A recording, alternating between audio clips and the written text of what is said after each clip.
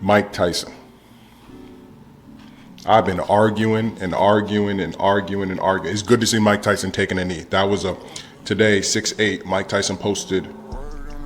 Oh, let me take another bite. Mike Tyson posted.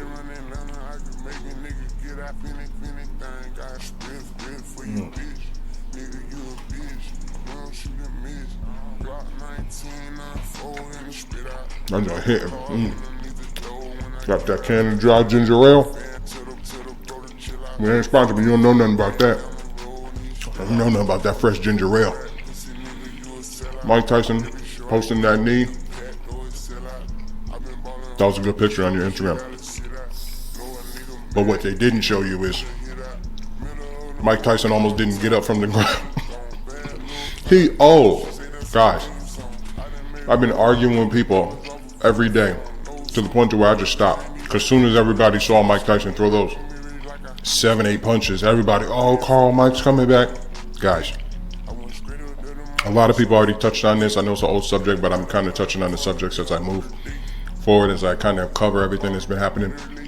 Mike Tyson is 53 years old.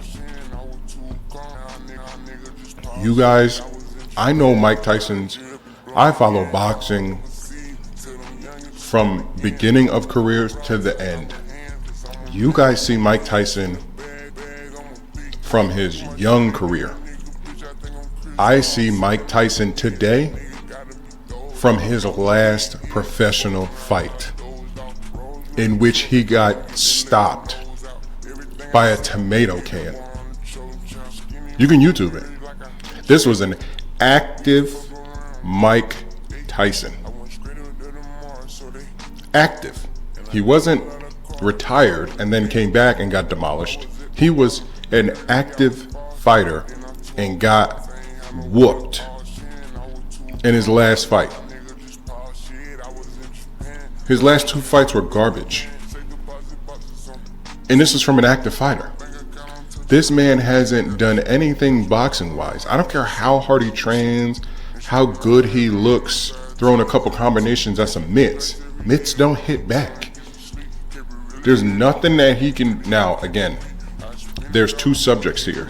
There's what he can do against other old, washed up fighters. Evander Holyfield's one. Let's Go champ. I always forget his name, from Brooklyn. He's another one.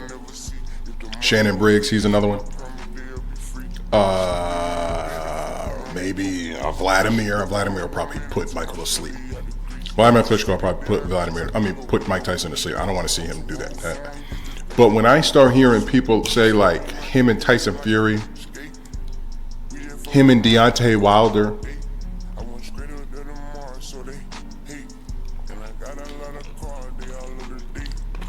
I'm like, guys,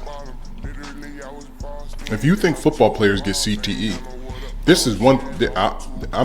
This right here is a prime example of the difference between what happens with brain injuries with boxers and what happens with brain injuries with football players.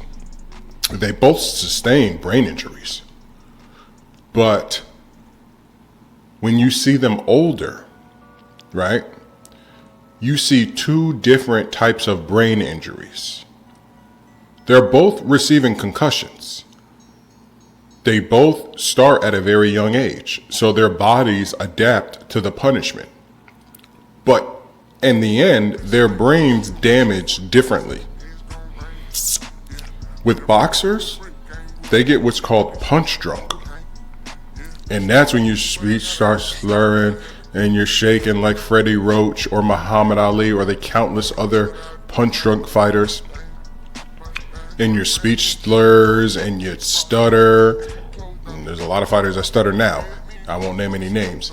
And you can't remember and you talk funny, like James Toney or a Riddick Bowe.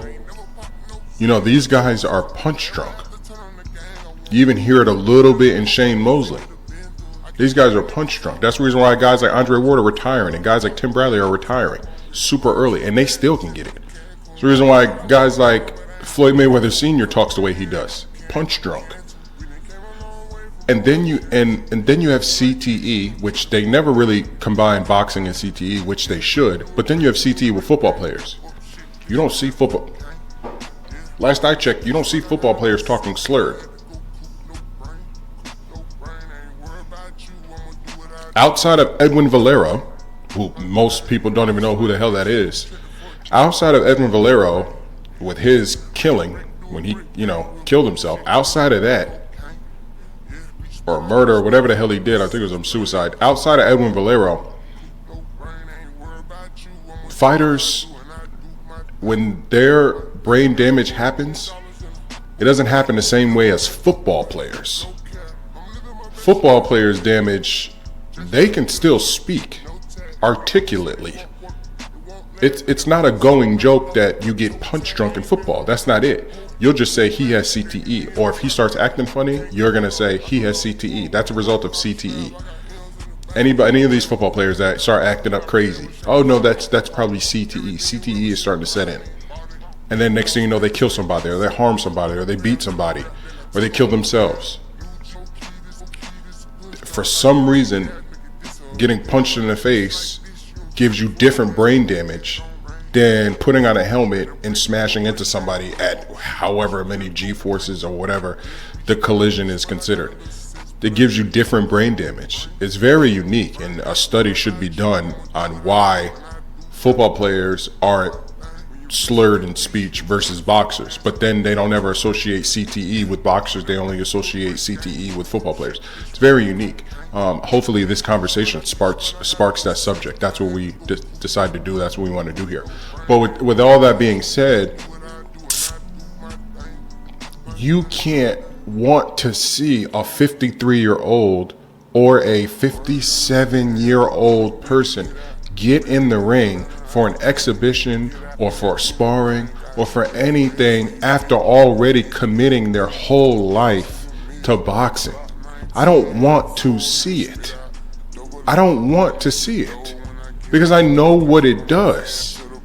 If you honestly care, which 90% of the people watching this could give a damn less, they only want to see, blood, sweat, and tears for their enjoyment, and then they don't give a damn. They're not in the locker room. They're not in the locker room, trying to pee and can't, or they're not in the locker room pissing blood. 90% of people looking at this camera never been punched in the face with a glove. I don't want it. I'm not going to promote that here on this channel. I'm going to, and to watch, I'm going to watch hoping everybody is safe. Hoping when whoever they decide to fight, because I heard he signed a $20 million contract, especially if he does bare knuckle. I don't even want to go there. But we know what it does. Why do we want to see Mike Tyson and Evander Holyfield go down the route of a Muhammad Ali? Why? Let them stay retired. Even Floyd is pushing it. To me, I think Floyd should continue to stay retired. He's pushing it. He's pushing it. Even the $9 million that he got over there in Japan fighting that little guy, you're pushing it. It's just not worth it. So that's my stance on that, on Mike Tyson coming back.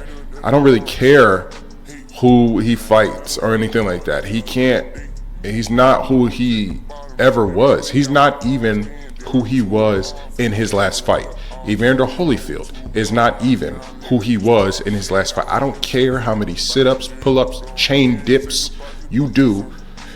You are not going to be as effective as you were when you were an active fighter. And these guys have at least a decade gap since the last time that they fought.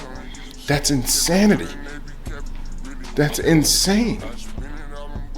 To then go in a ring and get punched in the head by another heavyweight for $20 million.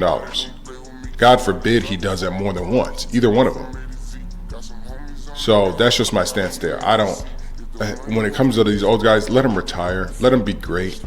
There's no reason, even if the only way I might want to see it is if they have headgear on and 16 to 20 ounce gloves.